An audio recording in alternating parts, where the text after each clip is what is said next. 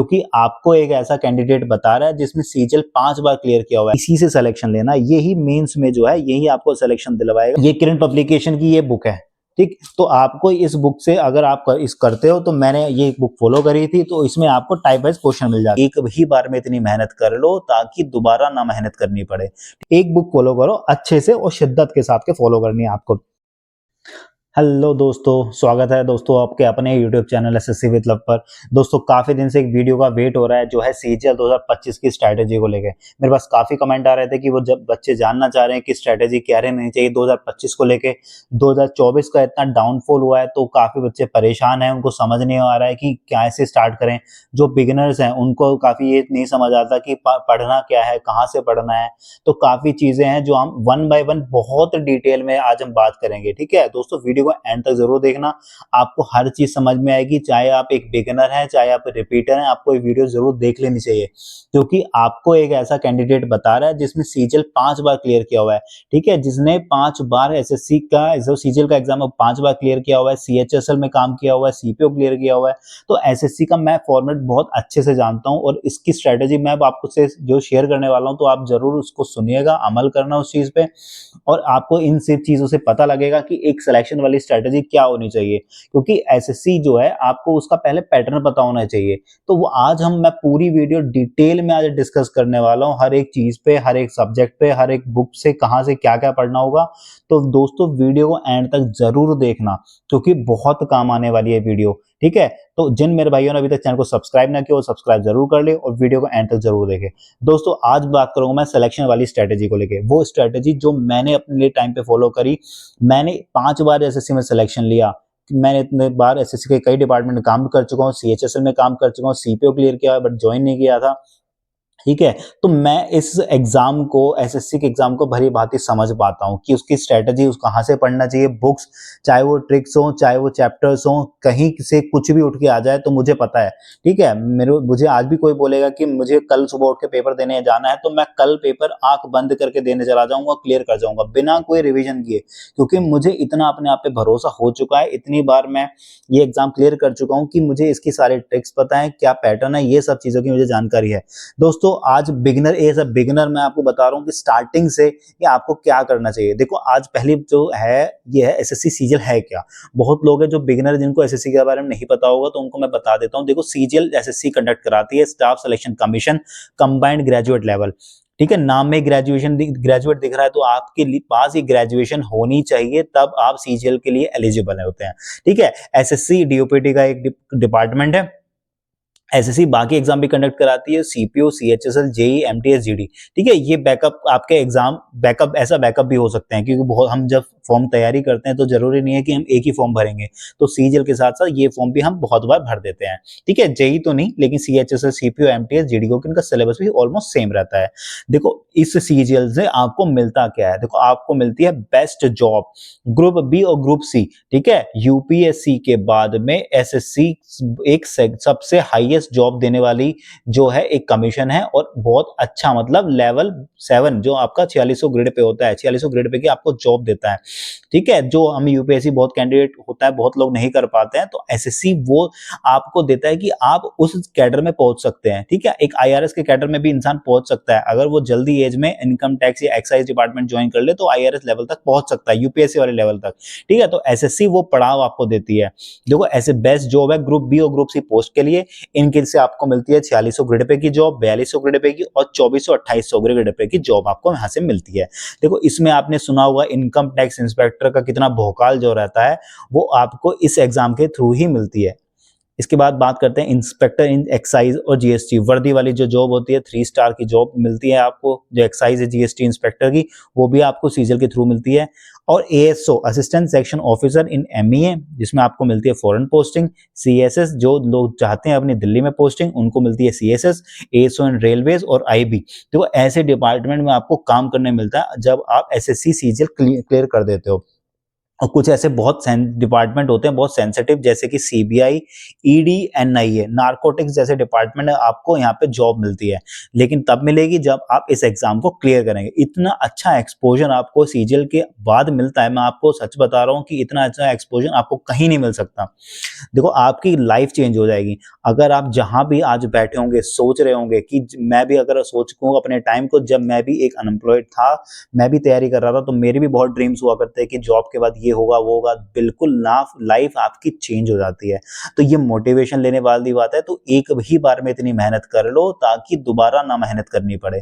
ठीक है, एक ही बार में अपना पूरा जी जान लगा दो इस एग्जाम को क्लियर करने के लिए, तो आपकी लाइफ बदल जाती है इस एग्जाम को अगर आप क्लियर कर देते हो तो। ठीक, इसके बाद हम अगर बात करते हैं एक्सपेक्टेड सैलरी की, तो आपको डिपेंड करता है कौन सी जॉब आपको यहाँ पे मिली है। अगर आपको 4600 ग्रेड पे की जॉब मिली है तो आपकी लगभग सैलरी 80K होगी मंथली सैलरी। ठीक है, डिपेंडिंग ऑन द पोस्ट, क्योंकि सीजीएल की 2400 ग्रेड पे भी मिलती है, आपको 4600 ग्रेड पे भी जॉब मिलती है, तो आपकी एक्सपेक्टेड सैलरी इतने अराउंड रहती है, मतलब 50 से लेके 45,000 से लेके 80,000 तक बीच आपको सैलरी मिलती है। ठीक है, अब बात हमने कर ली सैलरी की। इसके बाद हम जानते हैं सीजीएल 2025, जिसकी हम बात डिटेल में आज करेंगे। तो सीजीएल 25 होगा कब? देखो आपको पता है कैलेंडर रिलीज हो चुका है, डेट ऑफ एडवर्टीजमेंट जो आपका डेट है वो 22 अप्रैल 2025 में आएगी। ठीक है, अभी दिसंबर चल रहा है, तो लगभग अभी पूरे 5 महीने हैं आपके एडवर्टीजमेंट आने के। ठीक है, और मंथ भी आपको पता है जून जुलाई 2025 में आपका टीयर 1 होने वाला है। तो आपको अभी से जी जान लगा के अभी से आपको ये तैयारी करने में लग जुट जाना है, क्योंकि जब जब आपको पता है कि आईसीएसई ने आपको डेट दे दी है तो एग्जाम कंडक्ट होके रहेगा। ठीक है, अब कुछ अनफॉर्चुनेट कुछ सिचुएशन को छोड़ दिया जाए, जैसे कोविड का टाइम हुआ था तभी ऐसा टाइम हुआ जब एसएससी ने टाइमली पेपर नहीं लिए, लेकिन हमेशा एसएससी अब टाइम पे पेपर ले रहा है। तो आपको जब पता है कि आपकी डेट आ चुकी है तो आपको पढ़ाई पे लग जाना चाहिए। इसके बाद देखो टीयर 2 एक्सपेक्टेड है सितंबर अक्टूबर 2025 में, और फिर आपका फाइनल लगभग 2 से ढाई महीने में आ जाता है, तो लगभग दिसंबर 2025 में आपका फाइनल रिजल्ट भी आ जाएगा। ठीक है, बहुत फास्ट प्रोसेस हो रहा है एसएससी का। तो आप मान के चलो अभी दिसंबर है, अगले साल तक आपके हाथ में जॉब हो जाएगी अगर आप अच्छे से सीजीएल क्लियर कर देते हो तो। इसके बाद बात करते हैं कौन कौन एग्जाम दे सकते हैं। देखो आपको पता है ग्रेजुएट लेवल का एग्जाम है, तो आपकी ग्रेजुएशन होनी चाहिए, कोई भी स्ट्रीम चलेगी, कितनी भी आपकी परसेंटेज आई हो, लेकिन कोई ऑथोराइज यूनिवर्सिटी होनी चाहिए। बहुत लोग का डाउट होता है मैं ओपन से हूँ तो क्या मैं एलिजिबल हूं? देखो जब नोटिफिकेशन आता है उसमें सारी चीज लिखी होती है, तो इसमें वो भी है कि ये सब चीज उसमें मेंशन रहेंगी, तो आपकी कोई भी यूनिवर्सिटी होगी ऑथोराइज होनी चाहिए। ठीक है, इसके बाद एज को, काफी लोगों को एज का इशू रहता है कि एज कि कब से वो लेंगे हमारी एज। देखो 1 अगस्त 2025 से एज वो आपकी लगेंगे, और आपकी एज 30 मैक्सिमम जो यूआर कैटेगरी है 30 साल से ज्यादा नहीं होनी चाहिए। 30 साल से अगर आपकी कम है तो आप एलिजिबल हैं हर कैटेगरी पे अप्लाई करने के लिए। ठीक है, बस 2400 ग्रेड पे के लिए अप्लाई नहीं कर सकते आप, 4246 के लिए आप एलिजिबल होते हैं। इसके बाद डॉक्यूमेंट जिसकी भी, देखो जो भी कैटेगरी से बिलोंग करते हो, भले आप ओबीसी हो, एससी या एसटी, या आपका ईडब्ल्यूएस का है, या कास्ट सर्टिफिकेट है, पीडब्ल्यूडी का है, तो आपको वो अभी से रेडी करने हैं। ठीक है, अभी से उनको रेडी करके चलो ताकि बाद में कोई इसमें दिक्कत ना आए आपको डॉक्यूमेंट्स को लेके, क्योंकि बहुत बार ऐसा होता है कि डीवी में हमारे पास डॉक्यूमेंट्स पूरे नहीं होते और हमको निकाल दिया जाता है। तो ऐसी गलती हम कभी नहीं करनी चाहिए। तो मैं अभी से आपको हर एक चीज में बताना चाह रहा हूं कि आपको हर एक चीज में तैयार रह के चलना है कि ऐसे कभी दिक्कत आपके साथ ना आए। दोस्तों अब मैं एग्जाम पैटर्न की बात कर लेता हूं। देखो स्टार्टिंग से एंड तक की बात करते हैं, जो प्रोसेस रहता है। देखो सबसे पहले आपका प्रीलिम्स होगा। ठीक है, जून जुलाई अगले साल आपका सबसे पहले प्रीलिम्स होगा, जो कि एक क्वालिफाइंग होता है। ठीक है, ये आप क्वालिफाइंग हो गया, पहले इसके मार्क्स भी जोड़ा करते थे। इसके बाद जब प्रीलिम्स हो जाएगा, जो प्रीलिम्स के लिए क्वालिफाई कर जाएंगे उसकी कट ऑफ आ जाएगी, वो मेंस के लिए एलिजिबल हो जाएंगे। और आपको पता होगा जब आपका मेंस का जो है ना, मेंस के जितने भी टोटल मार्क्स हैं आपका उसी से सिलेक्शन होगा। सिलेक्शन आपका सिर्फ मेंस पे होगा, मेंस के मार्क्स पे ही होगा आपका सिलेक्शन। ठीक है, प्रीलिम्स का कोई रोल नहीं होता, प्रीलिम्स के नंबर क्वालिफाई कर जाएंगे, चाहे आप 150 स्कोर कर रहे हो, 170, 190, डजंट मैटर। अगर आप कट ऑफ क्लियर कर जाते हो तो आप क्वालिफाई हो और आप मेंस में बैठने के लिए तैयार हो, और आपके जो मेंस में मार्क्स आएंगे उन्हीं से आपका होगा सिलेक्शन। इसके बाद आपसे पोस्ट प्रेफरेंस भरवाई जाती है। ठीक है, जब आप मेंस क्लियर कर जाओगे तो उसके बाद उससे पहले आपकी पोस्ट प्रेफरेंस भी भरवाई जाएगी। पोस्ट प्रेफरेंस के बाद आपका फाइनल रिजल्ट आ जाएगा।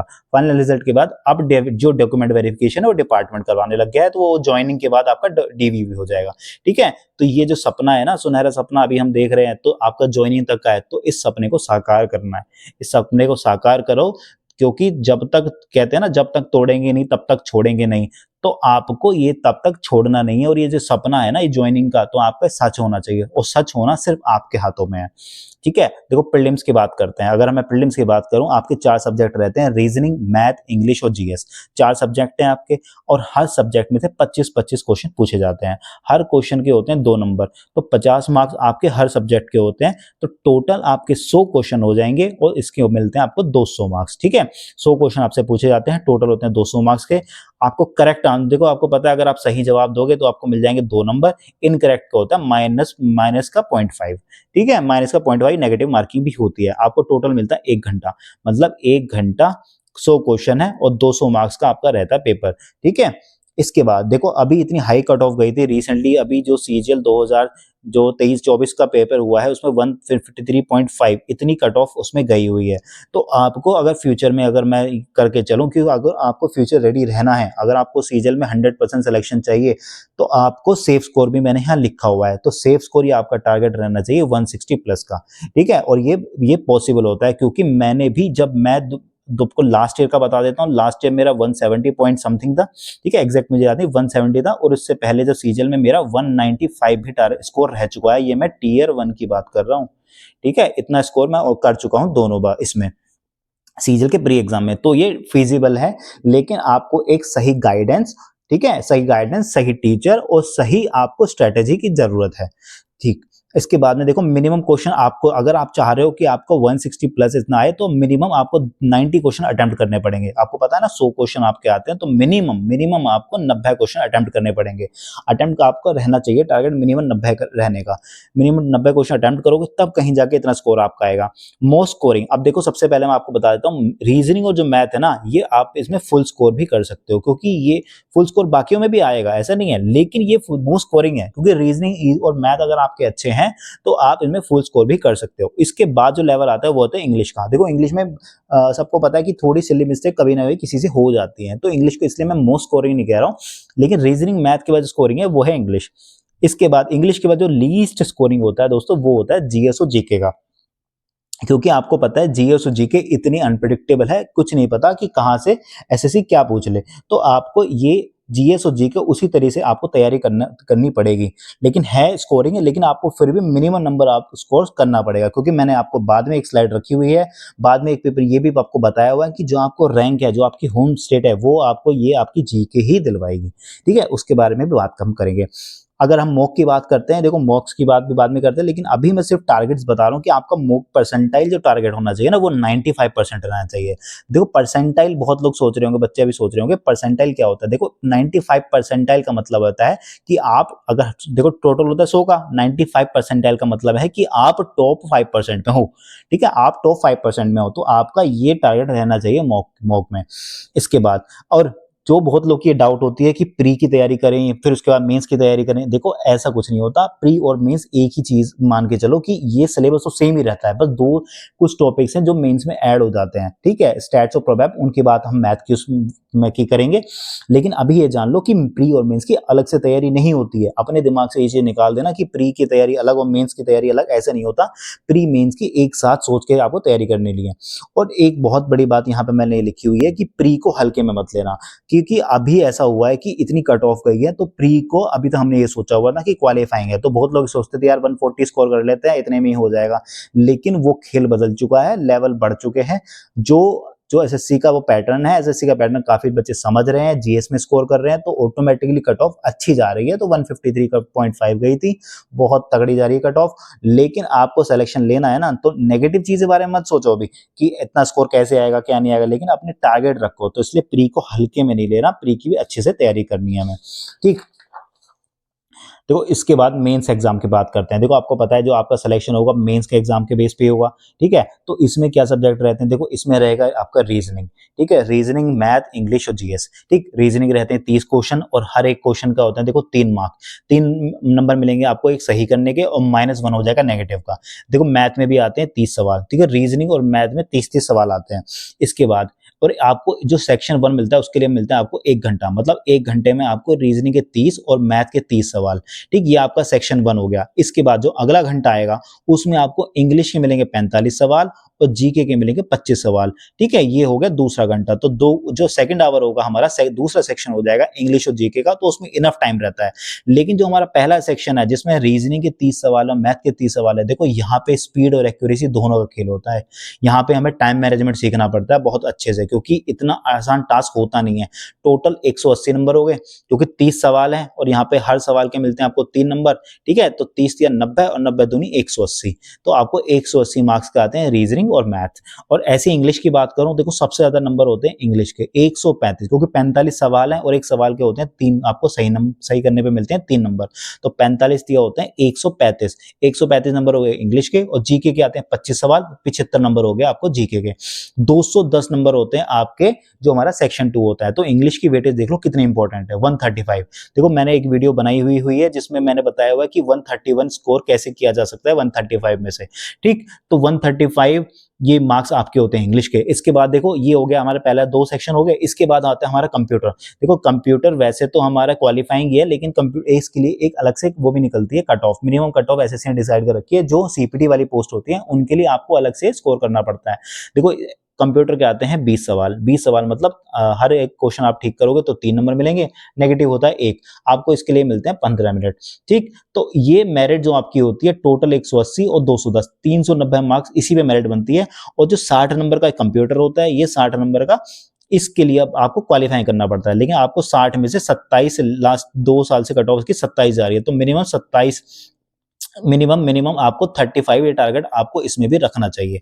इसके बाद बात करते हैं, देखो इसके बाद आपको एक ब्रेक मिलेगा। जब आप ब्रेक के दोबारा रजिस्ट्रेशन करने आओगे तो उसके बाद आपका टाइपिंग टेस्ट होता है। टाइपिंग टेस्ट में आपको 15 मिनट का होगा, 2000 की डिप्रेशन हो गए। देखो की डिप्रेशन का मतलब ये होता है कि अगर आप एक बटन दबा रहे हो A B C, ठीक है, ऐसे दबा रहे हो तो एक एक डिप्रेशन होता है, तो ऐसे 2000 की डिप्रेशन करने होते हैं, ये मैंडेटरी होती है। ठीक, 28 टाइपिंग मांगते हैं 28 वर्ड पर मिनट से लेकर 30 वर्ड पर, मतलब 28 ही होती है, लेकिन मान के चलो इतनी आपको स्पीड करनी है वर्ड पर मिनट। टारगेट आपका रहना चाहिए 40 वर्ड्स पर मिनट का, और ये आराम से आ जाती है। 2 महीने का खेल होता है, 2 महीने अगर आप टाइपिंग रेगुलर करोगे तो आ जाएगी। हम मेंस के बाद टाइपिंग की जो तैयारी करते हैं स्टार्ट। इसके बाद देखो इस पे जो सबसे ज्यादा जरूरी है वो है आपकी स्पीड और एक्यूरेसी। आपको इसी पे सबसे ज्यादा काम करना होगा, क्योंकि आपको स्पीड भी चाहिए और एक्यूरेसी भी चाहिए, और ये धीरे धीरे ही बनती है। इसके बाद देखो सेफ स्कोर मैंने यहाँ पे लिखा हुआ है कि अगर आप इंस्पेक्टर लेवल की पोस्ट अगर आप एम कर रहे हो होम स्टेट में या एएसओ एमईए सीएसएस, तो आपका टारगेट फॉर यूआर कैटेगरी में बात कर रहा हूँ 330 प्लस रहना चाहिए। तो मैंने आपको यहाँ पे मेंस का पैटर्न बताया, आपको रीजनिंग मैथ की क्या क्या पहले सेक्शन 1 में आता है, सेक्शन 2 किसका रहता है, इसके बाद आपका कंप्यूटर के बारे में बताया। तो ये हमारा मेंस होगा, ध्यान से देख लो, ये पिक्चर माइंड में छप जानी चाहिए। इसी से सिलेक्शन लेना, यही मेंस में जो है यही आपको सिलेक्शन दिलवाएगा, यही आपको इंस्पेक्टर लेवल की पोस्ट दिलवाएगा। ये पैटर्न है तो है हमारा मेंस का। इसके बाद देखो मोटिवेशन की बात करते हैं। देखो ये जो एग्जाम है ना, ये बहुत उथल पुथल वाला रहता है कि एक बहुत लंबी जर्नी रहती है। वो एग्जाम एक दिन का नहीं होता कि एक दिन हो गया, एक बहुत लंबी जर्नी रहती है ये। पहले आपका एडवर्टीजमेंट आता है, एडवर्टीजमेंट के आप फॉर्म भरते हो, फॉर्म भरने के बाद क्या होता है, फॉर्म भरने के बाद आप वेट करते हो आपको प्री का, प्री के बाद रिजल्ट आएगा, रिजल्ट के बाद आपके स्कोर आएंगे, फिर आप मेंस का पेपर, तो बहुत लंबी जर्नी रहती है। सबसे पहले मोटिवेशन जान लो कि देखो क्यों करना है, करना क्यों है। मतलब देखो आपको मोटिवेशन अपने अंदर लेके आनी है कि एग्जाम करना क्यों है, पढ़ना क्यों है। देखो एक सरकारी एग्जाम की तैयारी करना it not an easy task, बहुत मेहनत लगती है दोस्तों, लेकिन इतनी वर्थ है, मैं आपको सच बता रहा हूँ, इतनी वर्थ होती है कि आपको अपनी वर्थ समझ में आएगी, आपको सोसाइटी में अपनी रेस्पेक्ट समझ में आएगी। खुद जानो किसके लिए करना है। देखो माँ बाप के लिए करना है, या जिसका अपना जो जिसका प्यार है, जिससे आप प्यार करते हो उसके लिए करना है, और सबसे बड़ी बात खुद के लिए करना है। ठीक है, हमेशा याद करो सबसे पहले खुद के लिए करना है, क्योंकि आपको सेल्फ कॉन्फिडेंस आएगा जब आप जॉब लोगे, सेल्फ कॉन्फिडेंस बिल्डअप होगा, सोसाइटी में एक रिस्पेक्ट बनेगी दोस्तों आपकी, सोसाइटी में नहीं। और सबसे बड़ी बात रिलेटिव्स, ये तो आप सब जान रहे होगे, ठीक है, तो समझ रहे हो मैं क्या कहना चाह रहा हूँ।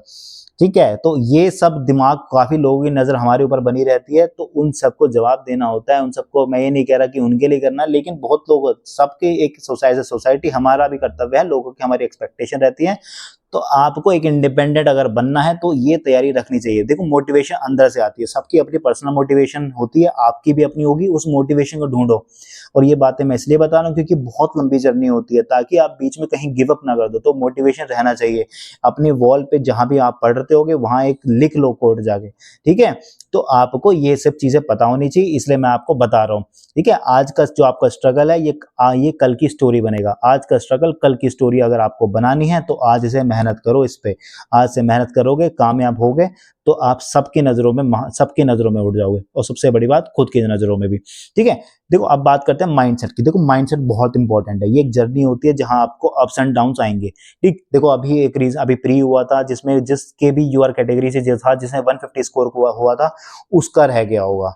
सोच के देखो, जिसने 150 स्कोर कर रहा है, 200 में से 150 स्कोर किया, वो तक रह गया, तो सोचो उस पर क्या बेहतरी होगी, ठीक है। मतलब वो मेंस की तैयारी भी लग रहा होगा, और सोच उस वो क्या फील कर रहा होगा, इतना स्कोर किया। तो आते हैं ना अप्स एंड डाउन, डिप्रेशन जैसा फील हो रहा होगा ना, तो बस वहीं से उठना है। मैं उसी को भी यही कहूंगा कि गिव अप नहीं करना। गिव अप कर दिया तो सारा गेम खत्म है। ये एसएससी ये जर्नी होती है, दुनिया बहुत कुछ हमें सिखाती है। तो डिप्रेशन जैसा फील के हमें निकालना है, हमें उससे ऊपर उठना है, खुद को मोटिवेट रखना है। तो खुद को मोटिवेट, अंदर से मोटिवेशन लेके आओ कि अब की अगर हमने अब की बार इतना स्कोर किया है, नहीं हुआ है, तो अगली बार और अच्छा लेके आएंगे। अरे भाई अब की अगर 150 किसी के आए तो नहीं हो पाया, तो 150 भी तो वही खुद लेके आया ना, तो वही बंदा अगले साल 160 170 भी ला सकता है। तो हमेशा अपने अंदर मोटिवेशन, अपने अंदर वो आग जला के रखनी है। देखो अगली बात मैं बात करूंगा, ये बहुत इंपॉर्टेंट। देखो पढ़ाने से ज्यादा ये बातें मैं जानबूझ के इसलिए बता रहा हूँ, जो बच्चे फंसे रह जाते हैं। एक ये जाल है, देखो ये आपको पता है, एक मार्केट हो चुकी है। हर एक टीचर जो भी है अपनी मार्केट यहाँ पे चला रहे हैं। देखो मैं किसी को गलत नहीं कह रहा हूँ, लेकिन सब लोग अपनी मार्केट चला रहे हैं, एक कोर्सेज बेचे जाते हैं, उनका अपना पर्सनल काम है। देखो वो भी एक प्रोफेशन है, टीचिंग हो कुछ भी प्रोफेशन है, लेकिन ये एक मार्केट है, आपको ये समझना होगा। इस मार्केट में आपको फंसना नहीं है। यहाँ पे 50 टीचर्स हैं, 100 यूट्यूब चैनल्स हैं, 100 टेलीग्राम चैनल्स हैं। हर टेलीग्राम चैनल कुछ टॉपिक डालेगा, आप उस पर पहुंचोगे। यूट्यूब चलेगा, आज वो डाल रहा है, हम उसकी वीडियो देखेंगे। तो इस मार्केट में नहीं फंसना। मैं सबसे पहले आपको ये बता दूं, हम बहुत जल्दी क्या हो जाते हैं, बहुत ज्यादा एक्साइटेड हो जाते हैं। कुछ भी चीजों एक्साइटमेंट बहुत जल्दी आ जाती है कि हाँ ये आज इसने बोला, एक दो टीचर आपस में लड़ रहे हैं, हम उनकी वीडियोस देख रहे हैं। अरे भाई हमें क्या मिल रहा है उनकी वीडियोस देख के? भाई वो ऑलरेडी बहुत कमा रहे हैं, उनका धंधा पानी सही चल रहा है, तो हम क्यों टाइम वेस्ट कर रहे हैं उनको देख के? क्यों उन पे हम अपना जो कीमती समय बर्बाद कर रहे हैं? देखो यहाँ फंसना नहीं है। 5 साल की प्लानिंग नहीं करनी है कि अभी हम सोचें कि 5 साल आराम से निकालेंगे, तैयारी आराम से करेंगे। देखो 1 साल लो आराम से, 1 साल में एग्जाम क्लियर करो। मैंने भी 1 साल तैयारी जम के करी थी, अगले साल एग्जाम निकाल दिया था, ठीक है। और वो तभी निकाला क्योंकि तब सोशल मीडिया में इतना ज्यादा फॉलो नहीं करता था, ठीक। तो मेरी भी as selected candidate as a professional government official, मेरी भी जिम्मेदारी आपको बनती है कि आपको मोटिवेट करूं। मैं वही के चैनल अपने माध्यम से करना चाह रहा हूँ कि जिस चीज में काफी लोग फंस जाते हैं वो आप लोग ना फंसे, ठीक है। मैं ऐसा मेंटर, ऐसा गाइड यहाँ पे आपका काम कर रहा हूँ, और मेंटर और गाइड का बहुत बड़ा रोल होता है। तो मैं वो रोल प्ले कर रहा हूँ कि भाई मेरे को गाइड करना है, मुझे आपको गाइड करना है और मुझे समझाना है, ठीक है। बहुत लोग समझ रहे हैं, काफी लोग मुझे फॉलो भी कर रहे हैं, और काफी लोग जॉब पे भी लग चुके हैं। लिटरली आपको बता रहा हूँ, जॉब पे भी लग चुके हैं जिनको मैंने गाइड किया हुआ है, ठीक है। तो मैं वही बस अपना रोल प्ले कर रहा हूँ, आकि आप समझो इस चीज को, जो आप ये मार्केट है यहाँ, इसमें आप फंसे ना रह जाओ, ठीक। और अगली बात ये, कोई 1-2 टीचर को फॉलो करो, ठीक है। 10 टीचर को फॉलो करने की जरूरत नहीं है। सब टीचर अच्छे होते हैं। किसी टीचर को गाली मत दो, किसी के जाके कमेंट मत करो उल्टे सीधे, ठीक है। सब टीचर अपने आप में बहुत अच्छे हैं, सबने मेहनत करी हुई। कोई बिना मेहनत करके वहां नहीं प्लेटफॉर्म पे पहुंचा हुआ है, तो वो मेहनत करके पहुंचा हुआ है। लेकिन आपको 1-2 टीचर को ही फॉलो करना है, ठीक है। ठीक है, उनको भगवान नहीं मान लेना, लेकिन बस ऐसे टीचर उनसे पढ़ो, उनकी इज्जत करो, ठीक। 1-2 टीचर पकड़ो हर सब्जेक्ट का। अगली बात, ये बात होगी। अगली बात करते हैं प्रीवियस ईयर क्वेश्चन की। देखो प्रीवियस ईयर क्वेश्चन, अगर एसएससी का मैं बोलो ना, SSC equal to previous year question. अगर किसी ने प्रीवियस ईयर क्वेश्चन अच्छे से कर ले तो वो एसएससी आराम से क्लियर कर जाएगा, क्योंकि एसएससी का एक पर्टिकुलर फॉर्मेट है। 2018 से टीसीएस का वेंडर पेपर करा रहा है, तो एग्जैक्टली जिसको फॉर्मेट पता है वो प्रीवियस ईयर क्वेश्चन करके एसएससी में सिलेक्शन ले चुका है, ठीक है। तो आपको प्रीवियस ईयर क्वेश्चन की वैल्यू समझ में आएगी जब आप उनको अच्छे से करोगे। इसके बाद हम बात करते हैं फिक्स। देखो जो नंबर ऑफ बुक्स है ना, उनको फिक्स रखो, ठीक है। आपको एक बुक को 10 बार मत करो, एक बुक को 10 बार करो, ना कि 10 बुक को एक बार, ठीक है। एक बुक रखो, जैसे आपको साइड में ये बुक दिख रही होंगी, तो मैंने भी एक बुक को 10 बार किया हुआ है, ठीक है। तो मैं आपको वो बुक्स के बारे में बता दूंगा आगे वीडियो में, लेकिन आपको एक बुक को ही 10 बार करना है, ना कि आपको 10 बुक लेनी है उसको एक एक बार खत्म कर रहे हो। कोई मतलब नहीं है यार उनको करने का। ऐसे दोस्तों आपको गलती नहीं करनी है कि आप 10 बुक खरीद के ला रहे हो, ठीक है? उस बात की गारंटी है कि फिर ये गलती करोगे तो सिलेक्शन नहीं होगा। क्योंकि ये मैंने काफ़ी लोगों को देखा हुआ है कि जो बुक्स इकट्ठे करते हैं ना, पीडीएफ इकट्ठी करके रखते हैं, तो वो कभी नहीं पढ़ पाते इन चीज़ों को। तो वो चीज़ अवॉइड करनी है। लेकिन अगर आपने स्ट्रैटेजी जो मैं आपको बता रहा हूँ, अगर आपने इसको फॉलो कर लिया तो मैं गारंटी लिख के दे सकता हूँ कि आपका 100% सिलेक्शन हो जाएगा, ठीक है? तो पीडीएफ नहीं देखनी है ज़्यादा, पीडीएफ इधर-उधर ज़्यादा इकट्ठी नहीं करनी है और बुक्स रिसोर्सेज़ लिमिट अपनी रिसोर्सेज़ रखनी है, रिवीजन करना है बार-बार, ठीक है? मॉक्स के बारे में आपको बता देता हूँ। देखो 2 प्लेटफ़ॉर्म है, टेक्स्ट बुक और ऑलिव बोर्ड, यहाँ से आपके मॉक्स आपके कवर हो जाएँगे। इसके बाद देखो स्ट्रैटेजी, अब बात करते हैं मैथ को लेके। देखो मैथ एक ऐसा टॉपिक है जो बहुत लोग को सर में दर्द करता है, क्योंकि काफ़ी लोगों ने पढ़ा नहीं होता। और जो ये हमारा एसएससी के रिलेटेड जो मैथ होता है, इसमें क्या होता है एक्चुअली हमें अपने ट्रिक्स भी पता होने चाहिए, कॉन्सेप्ट भी पता होना चाहिए। तो मैथ की देखो स्ट्रैटेजी जानो। देखो प्रोसेस इसका क्या रहेगा, सबसे पहले आपको सिलेबस कंप्लीट करना है। सिलेबस कंप्लीट करोगे, उसके बाद आप रिवीजन करोगे उस जो आपने सिलेबस कंप्लीट किया है, ठीक है? उसके बाद आप प्रीवियस ईयर क्वेश्चन लगाओगे, उसके बाद आप मॉक पे लगाओगे, ठीक है? उसके लास्ट में लगेंगे मॉक। तो ये हो गया आपका प्रोसेस कि आपको करना कैसे है। सबसे पहले आपको अपना सिलेबस कंप्लीट करना है, ठीक? पहले कॉन्सेप्ट जानो, कॉन्सेप्ट समझ के फिर उसकी शॉर्ट ट्रिक पकड़ो, क्योंकि आपको कॉन्सेप्ट आना चाहिए, क्योंकि कॉन्सेप्ट कभी फेल नहीं होगा आपका। आपको जिस भी टीचर से आप पढ़ते हो, कहीं से भी आप पढ़ रहे हो, उनसे कॉन्सेप्ट समझो, फिर शॉर्ट ट्रिक जानो, और ये दोनों चीज़ आपको आनी चाहिए अच्छे से। बार-बार उनका फिर रिवीजन करो, ठीक है? इसके बाद देखो मैथ में एक बहुत बड़ा रोल प्ले करता है, वो करता है कैलकुलेशन का। बहुत बार ऐसा होता है कि एसएससी में कैलकुलेशन, मैथ तो क्वेश्चन टफ नहीं होगा, क्वेश्चन टफ तब लगता है हमें जब हमें उसमें कैलकुलेशन ज़्यादा करनी पड़ जाती है। तो कैलकुलेशन पे अभी से काम करके चलो। मैंने अपनी एक वीडियो बनाई थी जिसमें मैंने बताया था कि आपको कैलकुलेशन कैसे आपको फास्ट करनी होती है। तो आप चैनल पे वो भी देख सकते हो। देखो आज मैं बात करूँगा, आपको दे देता हूँ मैं टारगेट। देखो आपको टारगेट ये है कि आपको स्क्वायर्स 50 तक याद करने हैं, टेबल 30 तक टेबल आपको याद होनी चाहिए। इसके बाद आपको क्यूब 25 तक क्यूब याद होने चाहिए, ठीक? इनका बहुत बड़ा रोल होता है और इसके बाद ये आपके रीजनिंग में भी आपके काम आने वाले हैं। तो ये आपके टारगेट है, आपको इतने स्क्वायर 50 तक कर लेने हैं, टेबल 30 और क्यूब 25 तक आपको आने ही आने चाहिए। देखो आपको पता है मैथ आपका अरिथमेटिक भी आता है, एडवांस आता है। 2 चीज़ें हैं आपकी जो आपके मैथ को एसएससी में पूछी जाती है। देखो पढ़ना कहाँ से है, देखो आप पेड बैच भी ले सकते हो, काफ़ी टीचर्स हैं पेड बैच, लेकिन यहाँ पे एक चीज़ है, एक पेड बैच वही लेना जो आपको 6 से 7 मंथ में आपका कवर करवा रहा हो सारा, ठीक है? आप ऐसा नहीं है कि एक ऐसा बैच ले लो जो 1 साल लगा दे आपको कंप्लीट करने में। ध्यान देना मेरी बात, मैं क्या कहना चाह रहा हूँ, बहुत सोच समझ के ये बात बोल रहा हूँ। जिस किसी भी टीचर से लो ना, उस पे पहले पता कर लेना कि वो खत्म बैच कब हो रहा है। पता लगे अभी तुम बैच ले आओ, वो 1 साल बाद कंप्लीट कराए तो कोई फ़ायदा नहीं होगा, एक अटेम्प्ट ऐसे ही वेस्ट हो जाएगा। तो हमेशा अपना बैच देखो कि बैच ले किससे रहो, ठीक है? काफ़ी सारे टीचर्स हैं, सब अच्छे हैं, मैं किसी को प्रमोट नहीं कर रहा, ना ही कह रहा कि कोई खराब है, अच्छे सब अच्छे हैं, लेकिन आपको देखना आप कैसे किससे करना चाह रहे हो। इसके बाद देखो जो पेड बैच नहीं ले सकते वो फ्री यूट्यूब पे वीडियो पड़ी हुई है, हर टॉपिक पे अपना सिलेबस देख लो कि एसएससी का जो नोटिफिकेशन आती है उसमें सिलेबस होता है, उसमें सारे चैप्टर्स लिखे होते हैं, percentage, ratio, time and work, time and distance, वो सारे टॉपिक लिखे होते हैं। उसके बाद आप लिख सकते हो ऐसे परसेंटेज फॉर एसएससी सीजीएल, ठीक है? आपकी यूट्यूब पे वीडियो खुल के आ जाएगी और जितनी वीडियोस हैं उस पे आप आराम से कवर कर सकते हो। तो आपको ऐसे फ्री कंटेंट भी इतना यूट्यूब पे है ना, तो आपको पेड बैच की भी कोई ज़रूरत नहीं है, ठीक है? कोई आपका पेड बैच आपका ज़रूर गारंटी लिख के नहीं देगा कि पेड बैच है, वो आपको सिलेक्शन करवा ही के देगा।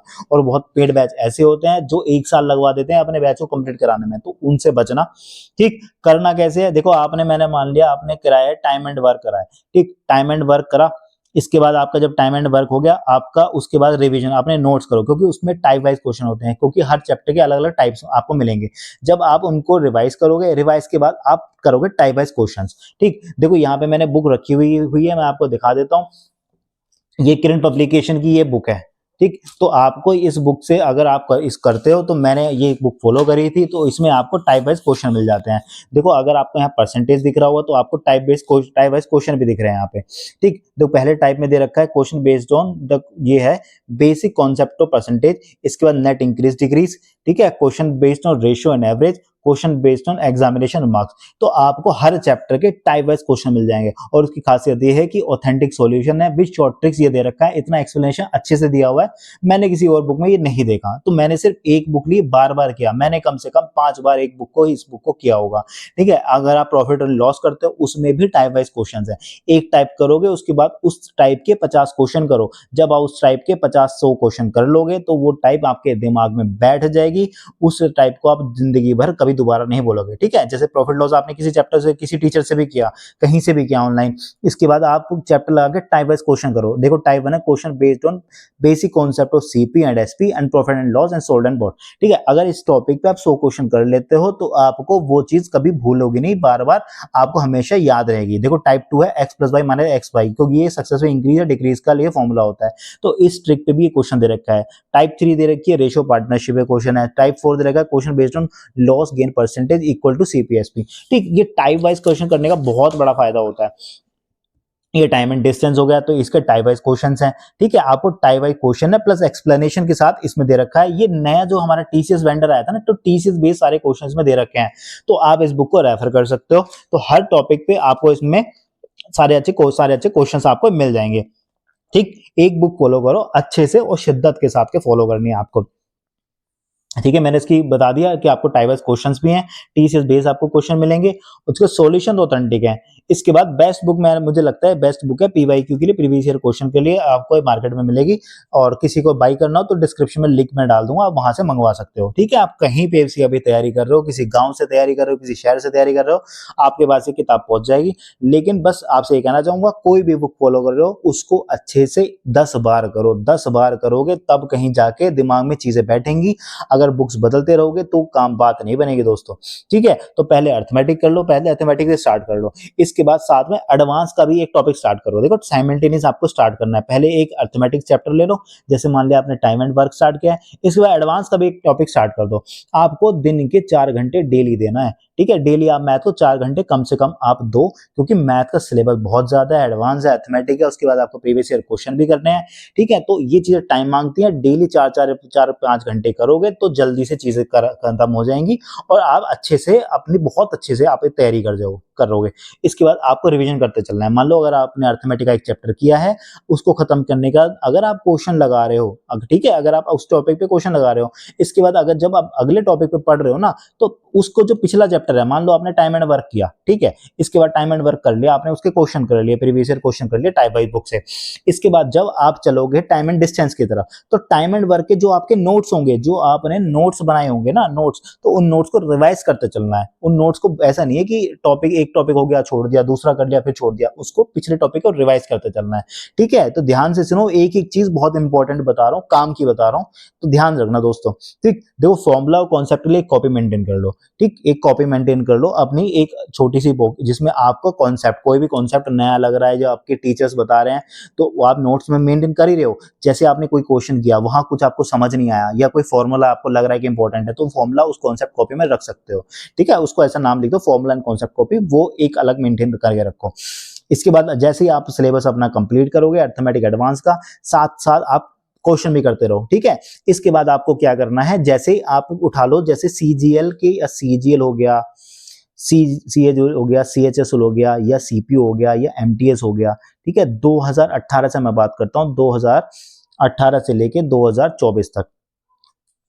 ठीक है, 2018 से लेके 2024 तक आपको प्री के जो इनके क्वेश्चंस होते हैं, ठीक है, 25-25 के क्वेश्चन आते हैं ना प्री में, देखो सीपीयू में तो 50 आते हैं, लेकिन बाकियों में 25 क्वेश्चन आते हैं, तो आपको वो 25 क्वेश्चन स्टार्ट कर देना है। जब भी ऐसे ही आपका एक चैप्टर, जैसे ही आपका सिलेबस कंप्लीट हो जाए ना, तो आपको वो सिलेक्शन, आपको ये 25-25 क्वेश्चन सेट वाइज करने। जैसे मान लो सीजीएल है, सीजीएल 2018 से आप स्टार्ट करते हो, तो सीजीएल 2018 की मान लो कि 13 अगस्त को स्टार्ट हुआ था, तो 13 अगस्त का शिफ्ट 1 में जो भी मैथ का पेपर हुआ था, तो उसमें से आपको 25 क्वेश्चन वो कर लेने हैं।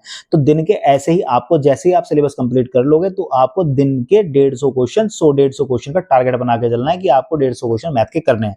ठीक है, तो ये हो गया आपकी प्रैक्टिस की बात। इसके बाद स्टैट्स और प्रोबेबिलिटी 2 चैप्टर आते हैं। देखिए ये मेंस में आते हैं, ये प्री के बाद हो जाते हैं, ज्यादा इसमें टाइम नहीं लगता, एक एक वीडियो इनकी होती है, मुश्किल से 1-2 दिन में आप सारा कवर कर जाओगे, उसके बाद क्वेश्चन की प्रैक्टिस भी हो जाएगी।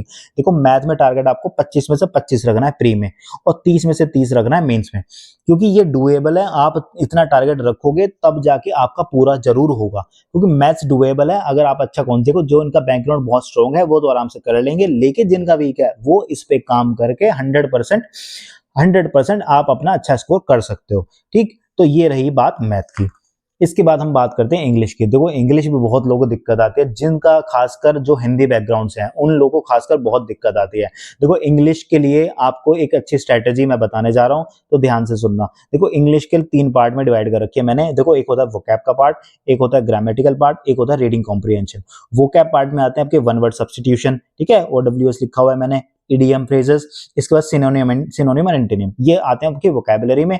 एक आता है आपका ग्रामर का पार्ट आता है, जहां आपके एरर आ जाते हैं। इसका रीडिंग कॉम्प्रिहेंशन, जहां आपका रीडिंग कॉम्प्रिहेंशन आता है। देखो मेंस का पार्ट है, बेसिकली मेंस में आता है ज्यादातर रीडिंग कॉम्प्रिहेंशन, लेकिन इसको हम अभी से लेके चलेंगे। क्लोज टेस्ट और PYQ, ठीक है, PQRS होते हैं ना, ये PQRS है, ये PQRS ये आपका आता है मेंस में। तो आपको करना कैसे है मैं बताता हूँ। देखो आपकी वोकैबुलरी है, कम से कम आपको 5000 से लेके 6000 वर्ड करने हैं। आप 5000 से 6000 वर्ड करोगे तब जाके एक आपको अच्छा डिसेंट लेवल आपका इसमें वोकैबुलरी पोर्शन आ जाएगा। देखो आपको पता है एक ब्लैक बुक आती है, जहां से भी आप कर सकते हो। मैंने बुक लिखी हुई है, ब्लैक बुक है, लिंक टू पैरामाउंट बुक आती है नीतू सिंह मैडम की, या एक वर्ड पावर मेड इजी की बुक आती है, आप वहां से कर सकते हो अपनी वोकैब पार्ट। देखो मैंने ब्लैक बुक से किया था, लिंक टू पैरामाउंट भी करी थी मैंने, वर्ड पावर मेड इजी मैंने थोड़े दिन करी थी, बट वो काफी बल्कि लगी इसलिए मैंने वो बाकी छोड़ दी थी। तो आप ब्लैक बुक से फॉलो कर सकते हो कि आप अपने डेली टारगेट रखो। डेली टारगेट पे भी अभी आता हूँ, अभी मैं सिर्फ बुक बता रहा हूँ। ब्लैक बुक हो गया, लिंक टू पैरामाउंट हो गया, और इसके वॉल्यूम 1 और 2 आते हैं। मेरे पास अभी वॉल्यूम 1 रखी हुई है, देखो जो मैंने यूज करी थी वही है, काफी आपको नोट दिख जाएंगे, पूरा लाल हरी हो रखी होगी ये अंदर से बुक, ठीक है। तो ये बुक मैंने करी थी, तो इन बुक में आपको वोकैब मिल जाएगी बहुत अच्छे से, ग्रामेटिकल पोर्शन भी आपको, ठीक है, ग्रामर का पार्ट इस बुक से हो जाएगा। नीतू सिंह मैडम की आती है, वो इसमें हर चैप्टर दे रखा है, और आपको हर चैप्टर क्या करना है कि जैसे एक चैप्टर उठा लो, कोई भी है, जैसे टेंस का चैप्टर हो गया, या आपका प्रोनाउन कोई भी चैप्टर आ गया, जब आप उस चैप्टर करोगे ना, तो आप उस चैप्टर की सारे टाइप्स पढ़ लो कि उसमें क्या क्या पूछा जाता है। उसके बाद आपको लास्ट में जाके उनके एरर बेस्ड क्वेश्चन भी मिलेंगे, ठीक है। ये आपको लास्ट स्पॉटिंग द एरर्स दिख रहा होगा ना, ये आपको लास्ट में मिल जाएगा। फिर आपको इसकी करनी है प्रैक्टिस। कोई भी चैप्टर कर रहे हो ग्रामर का, तो आपको लास्ट में उसकी प्रैक्टिस जरूर करनी है, और जो उसके रूल्स हैं वो अलग कॉपी में लिख लेने हैं। तो आपकी ऐसे आपका ग्रामेटिकल पोर्शन खत्म हो जाएगा। बात करते हैं हम अपनी वोकैबुलरी पार्ट की। देखो इंग्लिश वेब वोकैबुलरी के लिए ये बुक आप फॉलो कर सकते हो। इसमें क्या है, आप डेली टारगेट रखो, डेली आप 30 वर्ड, देखो आप डिपेंडिंग करता है आपकी कैपेबिलिटी के ऊपर कि आप कितना याद कर सकते हो। डेली 25 से 30 वर्ड मिनिमम है, ये आपको याद करने हैं। डेली इतने याद करोगे, और जैसे ही अगला दिन आएगा तो आपको कल नए वर्ड तो करने ही करने हैं, 25 या 30 जितने भी आपको करने हैं। मान लो आप 25 वर्ड आज कर रहे हो, ठीक है, आपने अच्छे से याद कर लिए। जब आप कल इंग्लिश पढ़ने बैठोगे तो आपको नए तो 25 वर्ड करने ही करने हैं, लेकिन जो आपने आज रिवाइज किए हैं उनको भी आपको रिवाइज करना है। और revision is the key, revise जरूर करना है। जैसे 2-3 दिन हुआ ना, जैसे आज मान लो आज मंडे है, तो आज आपने मंडे को पढ़ा, इंग्लिश 25 वर्ड याद किए। अगर आप फिर उसके बाद अगर आप ट्यूसडे को पढ़ते हो, ट्यूसडे भी आप 25 वर्ड करते हो, प्लस 25 मंडे वाले रिवाइज करोगे, वेडनेसडे को भी 25 करोगे, और ये दोनों ये भी रिवाइज करोगे। जब थर्सडे आएगा ना, तो जरूरी नहीं है कि आपको मंडे वाले रिवाइज करने हैं, कि कहीं ना कहीं वो दिमाग में सेट हो चुके हैं। थर्सडे को 25 नए करो, और जो वेडनेसडे को किए थे और ट्यूसडे को किए थे, तो वो रिवाइज करने हैं। तो ऐसे आप छोड़ सकते हो, आपको धीरे धीरे याद हो जाएंगे। तो जरूरी नहीं है कि सारे एक साथ पीछे के रिवाइज ही करने हैं।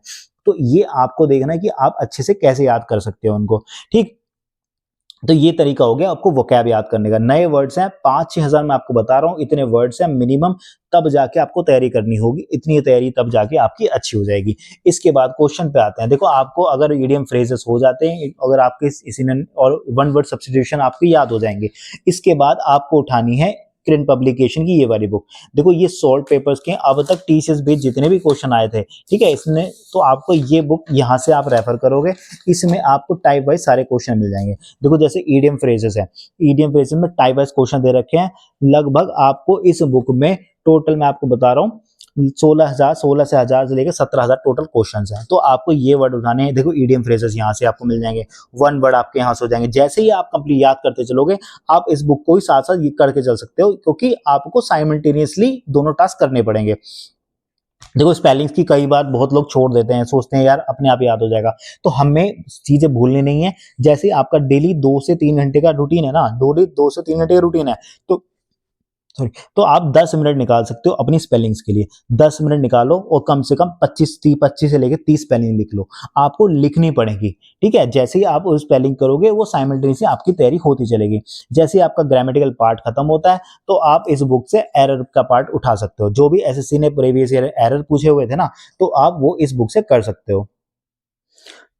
देखो बुक की बात हो गई है, मैंने बता दिया प्रीवियस ईयर जो बुक है आपको करंट पब्लिकेशन की, तो आपको सारे जो एक बार करके इन पे आपको प्रीवियस ईयर क्वेश्चन जरूर लगा लेने हैं, ठीक है। 25 से 30 वर्ड बता दिए मैंने। इसके बाद आपको 135 मार्क्स मेंस, पता है आपको 135 मार्क्स होते हैं, सबसे ज्यादा मार्क्स इंग्लिश के ही होते हैं मेंस में, ठीक है। अच्छे से पढ़ो, अभी से पढ़ो, ठीक। इसके बाद मैं बात करता हूँ, एक टेलीग्राम चैनल है इंग्लिश माध्यम। देखो मैंने फॉलो नहीं किया, लेकिन मैंने सुना है और उसको देखा है कि काफी अच्छा है। तो उसमें क्या आता है, डेली एडिटोरियल आता है। डेली एडिटोरियल में क्या है, आपको आपका रीडिंग कॉम्प्रिहेंशन पार्ट अच्छा करना है ना। रीडिंग कॉम्प्रिहेंशन पार्ट होता है खुद से पढ़ के अच्छे। जब आप एडिटोरियल पढ़ोगे, जब आप इंग्लिश को समझोगे, कैसे क्वेश्चन कैसे सेंटेंस फ्रेम हो रहे हैं, तब आप चीजें समझ पाओगे अच्छे से। क्योंकि रीडिंग कॉम्प्रिहेंशन प्रोसेस तभी होगा जब आप अच्छे से, आपकी रीडिंग स्किल्स अच्छी होंगी। तो आप इंग्लिश माध्यम चैनल अगर आप टेलीग्राम पे जाओगे, तो आपको वहां पे डेली एडिटोरियल मिलेगा। अगर आप ये नहीं करना चाहते, तो आप कोई भी न्यूज़पेपर का डेली एडिटोरियल पढ़ सकते हो। देखो फ्री ऑफ कॉस्ट है, गूगल पे डालो, काफी चीजें, हम रील्स स्क्रॉल डाउन करते रहते हैं, रील्स देखते रहते हैं, तो उनमें अगर टाइम अगर हम दे सकते हैं, तो यार ये तुम्हारी लाइफ का सवाल है ना, तो यहाँ तो हमें टाइम देना है। तो आपको डेली एडिटोरियल वहां से पढ़ सकते हो, नहीं तो इंग्लिश माध्यम का ये जो टेलीग्राम चैनल है, यहाँ से फॉलो कर सकते हो। आपका रीडिंग कॉम्प्रिहेंशन अच्छा करना है बेसिकली मुझे, ठीक। तो आप अगर रीडिंग रोज करोगे, तो आपका इंग्लिश का पोर्शन बहुत अच्छा होगा। इसके बाद अगर आपको रीडिंग वहां से बुक चाहिए, कोई बहुत लोग होते हैं कि यार मैं बुक से ही पढ़ पाता हूँ, देखो 8 से लेकर 12 तक की आप एनसीईआरटी फॉलो कर सकते हो, ठीक है। 8 से 12 तक की एनसीईआरटी फॉलो करो, उसमें उसकी रीडिंग मार लो। आप उसको पढ़ोगे तो, क्योंकि बेसिकली क्या है, जिनका इंग्लिश बैकग्राउंड नहीं होता ना, खासकर उनको बहुत दिक्कत आती है। तो मैं उनके लिए जरूर बता रहा हूँ कि उनको एनसीईआरटी जरूर फॉलो कर लेनी चाहिए। रीडिंग करने में क्या दिक्कत है, 10-15 मिनट 15 मिनट उठानी है, 15 मिनट उठाने में 4 या 5 जो भी पेज आपसे पढ़े जाएं, वो पेज पढ़ लो। आप इंग्लिश की अंडरस्टैंडिंग समझनी है, कोई ऐसी शॉर्ट ट्रिक नहीं आ जाएगी, क्योंकि आपको नंबर लेके आने हैं, कोई शॉर्ट ट्रिक नहीं आएगी। तो ये जो चीजें हैं, अगर इनकी रीडिंग स्किल्स अच्छी करनी है, अगर आप मेंस में अच्छे लेके आने हैं, तो ये चीजें देखो आपको अच्छी करनी पड़ेंगी। इसके बाद देखो सेक्शनल टेस्ट पे आओ। 1 महीना आप अगर इन पे कर देते हो, 1 महीने में आपकी ग्रामर कंप्लीट हो जाएगी, ठीक है। आपके सारे ग्रामर के पार्ट्स खत्म हो जाएंगे, सारे चैप्टर हो जाएंगे। इसके बाद प्रीवियस ईयर क्वेश्चन लगाना स्टार्ट कर सकते हो आप। देखो 25 क्वेश्चन 15 मिनट। देखो जो आपके प्री में 25 क्वेश्चन आते हैं ना, मुश्किल से मुश्किल 12 से 15 मिनट लगते हैं उसको करने में, मुश्किल से 12 से लेकर 15 मिनट एक सेट में। तो आपको सीएचएसएल, सीजीएल, एमटीएस, सीपीओ, इनके क्वेश्चन आपको करने हैं, ठीक है। अब 1 महीने बाद मैं बता रहा हूँ, 1 महीना आप इनको अपना ग्रामेटिकल पोर्शन करो, डेली वर्ड याद करते रहो। उसके बाद आपको सेट लगाने हैं, सेट लगाने हैं आपको जो अपने प्री का पेपर होता है उसके, सीएचएसएल प्री के, सीजीएल प्री के, ठीक है। 2018 से ले आप लगा सकते हो, 2018 से लेके 2024 तक, ठीक है। प्री के क्वेश्चन आपको 25-25 क्वेश्चन होंगे, 15 मिनट लगाने, 2 सेट लगाओगे, आपके 50 क्वेश्चन डेली के तैयार होंगे। तो आपको वो प्रीवियस ईयर क्वेश्चन वो वहां से लगाना स्टार्ट करने हैं, ठीक। ये बहुत जरूरी पार्ट है। जिनके मार्क्स नहीं बढ़ते ना, मैं उनको भी यही समझाता हूँ कि आपको वो चीजें ऐसे ही आपको प्रीवियस ईयर सेट लगाने, तब जाके आपका मार्क्स इंप्रूवमेंट आता है। इसके बाद ग्रामर की बात करते हैं। देखो ग्रामर की बात मैं लिंक टू पैरामाउंट बुक बता चुका हूँ। फ्री कोर्स आपको यूट्यूब पे मिल जाएगा, कोई फ्री कोर्स लेने की जरूरत नहीं है कि आप कोर्स ले रहे हो जाके, कोई जरूरत नहीं है दोस्तों। इंग्लिश खुद से समझी जाती है, कई कोर्स मत लेना। आपको यूट्यूब समझनी है कुछ चीजें, वो यूट्यूब पे आपको मिल जाएंगी। देखो प्लेन टू पैरामाउंट में भी है, खुद से वहां से पढ़ सकते हो, ठीक है। Practice question of the book, 1 topic everyday. हर एक टॉपिक एक दिन लगा सकते हो कि भाई मैं अगर आज नाउन कर रहा हूँ, कल प्रोनाउन, फिर वर्ब, फिर टेंस, एक एक करके आप टॉपिक खत्म कर सकते हो। और बुक के एंड में मैंने आपको बता दिया एरर से क्वेश्चन दे रखे हैं, आपको वो भी सॉल्व करने हैं, ठीक है। देखो ये बहुत लोग कहते हैं कि सिनोनिम एंटोनिम की बात करो। देखो मैं नहीं मानता सिनोनिम एंटोनिम। अगर आपसे कोई कहता है कि सिनोनिम एंटोनिम आपको अलग से याद करने हैं, तो वो कहीं ना कहीं आपको बेवकूफ बना रहा है। ये देखो यहाँ पे, देखो सिनोनिम दे रखे हैं। अगर मैं बात करूं यहाँ पे डेवास्टेट का सिनोनिम दे रखा है डिस्ट्रॉय। अगर ऐसे एक एक वर्ड ऐसे, क्योंकि डेवास्टेट का मतलब डिस्ट्रॉय नहीं होता ना, बहुत सारे ऐसे मीनिंग होते हैं जिनका मतलब डेवास्टेट होता है, तो हम एक एक करके याद नहीं कर सकते। तो ये गलती मत करना कि सिनोनिम भी साथ साथ एंटोनिम ऐसे ऐसे 1 बाय वर्ड याद करते जा रहे हो आप। आपको बेसिकली वर्ड पे फोकस करना है, जो मैंने आपको बताया ना 25 से 30 वर्ड। देखो अगर आप 25 से 30 वर्ड डेली करते हो तो आपका अच्छा पोर्शन तैयार हो रहा है। मतलब अगर आप 30 क्वेश्चन डेली भी कर रहे हो, आप 30 क्वेश्चन डेली कर रहे हो और आप पूरा 1 महीना करते हो, तो 30 वर्ड 30 दिन करोगे तो आपके 900 वर्ड तैयार हो रहे हैं 1 महीने के अंदर। 900 नहीं मानो, मैं उसको राउंड ऑफ करके 800 भी कर देता हूँ, और 6 महीने में 800 इंटू 6 हो जाए 4800, लगभग आपके 5000 तैयार हो रहे हैं। ठीक है, आपके 5000 वर्ड आपके ये तैयार हो रहे हैं। तो आपको इनसे क्या होगा, ये आपका वन वर्ड और इडियम फ्रेज तैयार नहीं हो रहा, इससे आपका सिनोनिम एंटोनिम भी साथ में तैयार हो रहा है। तो अलग से कोई सिनोनिम एंटोनिम करने की जरूरत नहीं है आपको। ठीक है, पहले आपको वर्ड याद करने, सिनोनिम एंटोनिम खुद अपने आप हो जाएंगे। इसके बाद वोकैब की कॉपी बना लो अलग से, ताकि आपका जो कोई मॉक कहीं से आप प्रीवियस सेट लगा रहे हो, कहीं आपको वो समझ नहीं आ रहा, ताकि जैसे आपने यहाँ पे सेट लगाया, आपको वर्ड समझ नहीं आया, तो आप उसकी वोकैब कॉपी में नोट डाउन कर सकते हो। बाकी एक्टिव पैसिव डायरेक्ट इनडायरेक्ट ये आपको यूट्यूब से करने हैं, क्योंकि आपको प्लेन टू पैराग्राफ में मिल जाएंगे, लेकिन बहुत लोगों को समझ नहीं आएंगे कि इसमें कैसा लगता है। वैसे तो वो शॉर्ट ट्रिक से भी हो जाता है, आप ऑप्शन एलिमिनेट करके आराम से कर सकते हो, लेकिन जिसको समझना है वो यूट्यूब पे डाल सकता है। एक्टिव पैसिव एसएससी सीजीएल कोई भी टीचर आएगा समझ लेना, आराम से हो जाएंगे, कोई लोड नहीं है। तो ये मैंने बात करी इंग्लिश की। ठीक है, आज से इसको लगाना स्टार्ट करो, ताकि ये मेजोरिटी चंक पोर्शन है ना, अभी सुनने में इतना आसान लग रहा है ना, जब इसको इंप्लीमेंट करने जाओगे तो बहुत डिफिकल्ट लगेगा। लेकिन करना ऐसे ही है, 1 बाय 1 है। मैं इसको, अगर आपको दोबारा इसको सुन लेना ना समझ आया हो तो, लेकिन 3 पोर्शन है, जो चीजें बताई हुई एक ही चीज में अमल करके देखना, बहुत इंपॉर्टेंट है, काम आएगी। देखो इसके बाद रीजनिंग की बात करते हैं। देखो रीजनिंग क्या है, रीजनिंग सबसे ज्यादा स्कोरिंग है। ठीक, रीजनिंग जो आपको कम से कम डेली 30 मिनट आपको रीजनिंग का देना है। डिटेल सबसे पहले देखो सिलेबस, क्योंकि आप जिस किसी भी एग्जाम की तैयारी कर रहे हो उसका सिलेबस आपको पता होना चाहिए। रीजनिंग का सबसे पहले नोटिफिकेशन खोलो, उसमें देख लो सिलेबस। आपको फ्री क्लासेस मिल जाएंगी यूट्यूब की, हर टॉपिक पे आपको फ्री क्लासेस मिल जाएंगी। आपको उन क्लास को देख देख के नोट्स बनाने हैं। ठीक है, नोट्स बनाओगे तो आपको वहां से उसकी ट्रिक भी पता लगेगी। अगर आपको एक चीज मैं बता दूं, देखो आपको पता होगा ये जो अल्फाबेट्स होते हैं ना, इनका बहुत बड़ा रोल होता है कोडिंग डिकोडिंग और सीरीज में भी। ए बी सी डी, ठीक है, यहाँ से बहुत लोग क्या होता है एग्जाम टाइम में इसको लिखते हैं, यहाँ पे ए का होता है 1, बी का होता है 2, सी का होता है 3, डी का होता है 4। लेकिन आपको ट्रिक्स जब पता होंगी तो आपको याद हो जाएंगी। आपको याद हो जाना चाहिए कि कहाँ पे टी होता है 20 पे, ठीक है, आपको पता होना चाहिए एम होता है 13 पे। तो ये चीजें आपको ट्रिक में पता लगेंगी, आपको पता होने चाहिए। ठीक है, जो भी टीचर आपको फॉलो करोगे वो आपको समझा देगा ये। इसके बाद बुक की कोई जरूरत नहीं है अलग से मेंटेन करने की, आपको ये रीजनिंग अलग से बुक ले रहे हो, बुक तो बिल्कुल मत लेना। ठीक है, आपको फ्री क्लास भी यूट्यूब पे मिल जाएंगे, नोट्स मिल जाएंगे, उसके बाद सिर्फ आपको क्वेश्चन की करनी है प्रैक्टिस। देखो कुछ चैप्टर्स होते हैं जिनको आप अच्छे से कर लेना, जिनके काफी लोगों को दिक्कत आती है। देखो एक तो कैलेंडर हो गया, सिलोगिज्म हो गया, blood relation, coding decoding, number series, ये ऐसे चैप्टर्स होते हैं जहां पे लोगों को दिक्कत आती है। तो जब तक आप इनकी प्रैक्टिस नहीं करोगे अच्छे से, तो ये आपके मतलब कमांड पे नहीं आएंगे। तो आपको इनके सेक्शनल टेस्ट भी लगाने हैं। ठीक है, जब आप सेक्शनल टेस्ट लगाओगे तब ये आपके अच्छे हो जाएंगे। इसका प्रीवियस ईयर बुक जो आपको बता दूं, वो प्रिंट पब्लिकेशन की एक बुक है, काफी है। ठीक, देखो कोडिंग डिकोडिंग जैसे आता है, अगर आप बुक से लगाने जाओगे तो आपको पता है कि इसके अगर 100-200 सवाल कर दोगे तो आपको ये एक फॉर्मेट पता लग जाएगा कि एक चीजें ऐसे सॉल्व हो रही हैं। ठीक, तो आप जब प्रीवियस ईयर क्वेश्चन में उठाओगे तो यही चीजें आपको वहां से समझ आ जाएंगी। अगर आपको ब्लड रिलेशन समझ नहीं आ रहा तो आप यूट्यूब से आपने जिस किसी भी चैनल टीचर को फॉलो करोगे, चैनल से देखोगे, तो आपको ब्लड रिलेशन वहां से समझ आएगा। बाकी आपको सीधा बुक पे आना है, बुक से प्रैक्टिस करनी है। ठीक है, पहले टीचर वहां से पढ़ो, उसके बाद बुक पे आओ, ये दोनों काम आपको करने हैं। इसके बाद आपको प्रीवियस ईयर क्वेश्चन उठाने हैं। प्रीवियस ईयर क्वेश्चन कौन से, मैं ऑनलाइन की बात कर रहा हूँ, सीजीएल जैसे सी जो प्री के क्वेश्चन होते हैं, आपको सेट लगाने हैं डेली। आप डेली, जैसे आपको पता है 25 क्वेश्चन प्री में आते हैं, तो आपको डेली के 1 सेट या 2 सेट कितने भी लगा सकते हो, लेकिन कंटिन्यू रखना। 1 सेट स्टार्ट कर सकते हो लगाना जब आपका सिलेबस हो जाए कंप्लीट। ठीक है, और टारगेट मैं आपको बता देता हूं, देखो जो प्री का पेपर आता है वो उसमें कंपैरेटिवली जो रीजनिंग आती है इजी होती है। तो आपको उसमें 12 से 15 मिनट में आपकी रीजनिंग के 25 क्वेश्चन हो जाने चाहिए। और जो आपका मेंस होता है, तो मेंस में देखो थोड़ा सा लेवल अप हो जाता है रीजनिंग का, तो 20 से 25 मिनट जो सेक्शन 1 होता है मेंस में, ठीक है, उसमें आपको मिनिमम 20 से 25 मिनट लगने चाहिए, इससे ज्यादा टाइम मत लगाना। 12 से 15 मिनट दो, जो आप प्री में आप सेट लगाओगे। ठीक, जो आप प्रीवियस ईयर क्वेश्चन करोगे ना, मान लो 2018 के आप सीजीएल सेट कर रहे हो, तो एक सेट उठा लो। मतलब जैसे 10 मार्च को कोई पेपर हुआ, 10 मार्च शिफ्ट 1 का पेपर हुआ, उसकी रीजनिंग का क्वेश्चन सॉल्व करो। 25 क्वेश्चन होंगे, तो उसमें मैक्सिमम आपको 12 से 15 मिनट लगनी चाहिए। ठीक, तो ये ऐसे आपका रीजनिंग बहुत स्ट्रांग हो जाएगा। आप जितनी उसकी ज्यादा प्रैक्टिस करोगे, जितने भी ये सारे क्वेश्चंस यहाँ दिख रहे हैं ना, बस इतने कर लेना, इतने आपका रीजनिंग हो जाएगा। और टॉपिक आपको रिवाइज करते रहना है कि भूलना नहीं है, क्योंकि डाइस का ट्रिक्स हो गया, डाइस का हो गया, इसके ट्रिक्स क्या होती हैं, फिगर काउंटिंग हो गई, इसकी ट्रिक्स क्या होती हैं। तो आपको वन बाय वन ये चीजें रिवाइज करते जानी है, और ये आप अगर आपने ये सब लगा लिया तो आप full out of full score करोगे। ठीक है, आई होप आपको रीजनिंग का कॉन्सेप्ट समझ में आ गया हो, और ज्यादा टाइम रीजनिंग को देना नहीं है, डेली 30 मिनट दो। जब आपका सिलेबस कंप्लीट हो जाए उसके बाद इसमें आप टाइम बढ़ा सकते हो, क्योंकि आपको तब आपको सेक्शनल टेस्ट भी देने होंगे। ठीक है, ये रही बात रीजनिंग की। दोस्तों बात करते हैं सबसे जो सर में दर्द करने वाला टॉपिक होता है काफी लोगों का, जीएस जीके करंट अफेयर। देखो इसमें टॉपिक में काफी लोगों को दिक्कत आती है, सिलेबस बहुत ज्यादा होता है, समझ नहीं आता।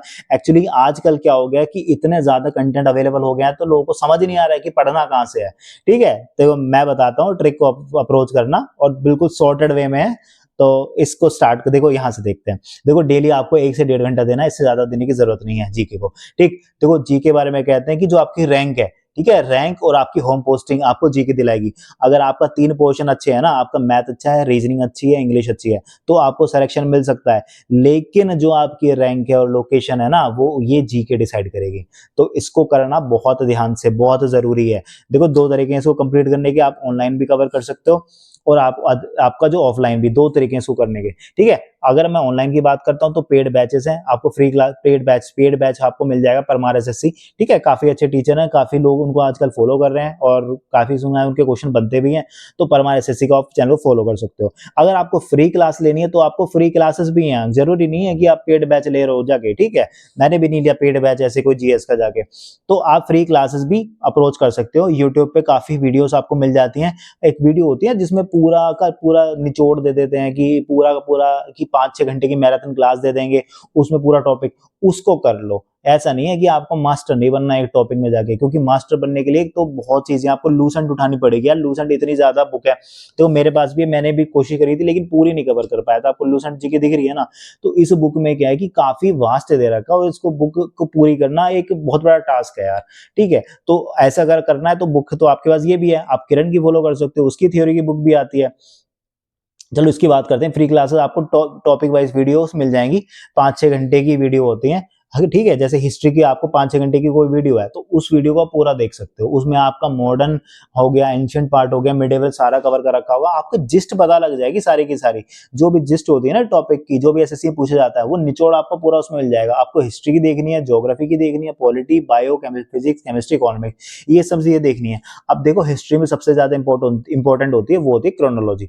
आपको क्रोनोलॉजी पता होनी चाहिए, मतलब एंशिएंट से लेके मॉडर्न तक आपको क्रोनोलॉजी पता होना चाहिए कि क्या क्या कौन सी डेट में हुआ। अगर आपको डेट याद है तो आपके लिए हिस्ट्री बहुत आसान हो जाएगी। सबसे पहले अगर हिस्ट्री में करो तो आप मॉडर्न कंप्लीट कर सकते हो, उसके बाद मिडिवल पे, और लास्ट में एंशिएंट पे आ सकते हो। ठीक, इसके बाद पॉलिटी में क्या करना है, देखो पॉलिटी में करो इंपॉर्टेंट आर्टिकल्स।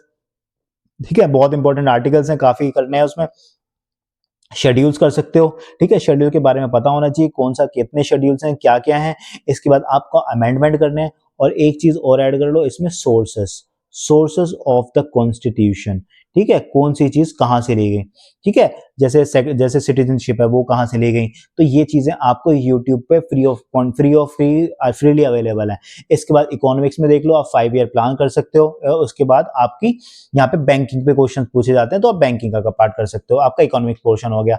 तो मैं वही बता रहा हूँ आपको कि अगर आप यूट्यूब पे डालते हो टॉपिक वाइज, आप टॉपिक वाइज 5-6 घंटे की हर टॉपिक पे आपको एक वीडियो मिल जाएगी, वहां से कवर कर सकते हो। ऐसे ये तरीका है आपको करने का। ये तरीका मैंने ऑनलाइन का बताया, अब मैं ऑफलाइन की बात करता हूँ। देखो ऑफलाइन में क्या है, देखो 2 तरीके हैं। लूसेंट की बुक बताइए, एक किरण पब्लिकेशन की थ्योरी की बुक आती है, उसमें भी थ्योरेटिकल पार्ट है। आपको जस्ट ना सेंटेंस वाइज चीजें दे रखी हैं, आप एक सेंटेंस वाइज चीजें दे रखी हैं, उसको कर सकते हो। वो भी एक अच्छी बुक है, वो भी एक अच्छा ऑप्शन करने का। इसके बाद जब आप इन सब चीजों को कंप्लीट कर लोगे, मतलब आपने हिस्ट्री कर ली है, आपने यहाँ से सारी वीडियो कंप्लीट कर ली है आपका, ठीक है, थ्योरेटिकल पार्ट हो गया। थ्योरेटिकल पार्ट के बाद आपको आना है, ये करंट की बुक उठानी है। ठीक है, ये जनरल अवेयरनेस की बुक है, इसमें टाइप वाइज क्वेश्चन आपको मिलेंगे, प्रीवियस ईयर सोल्ड पेपर मिलेंगे जो एसएससी ने कंडक्ट कराता है। आपके देखो सीपीओ का पेपर होता है, सीजीएल का पेपर हो गया, एसआई हो गया, डीपीएसआई, ठीक है, स्टेनोग्राफर, एमटीएस, सारे क्वेश्चन है जो अब तक एसएससी ने पूछे हुए हैं। देखो हर चीज पूछने की भी लिमिट होती है, एसएससी क्या से ज्यादा एक्स्ट्रा क्या ही पूछ पाएगा।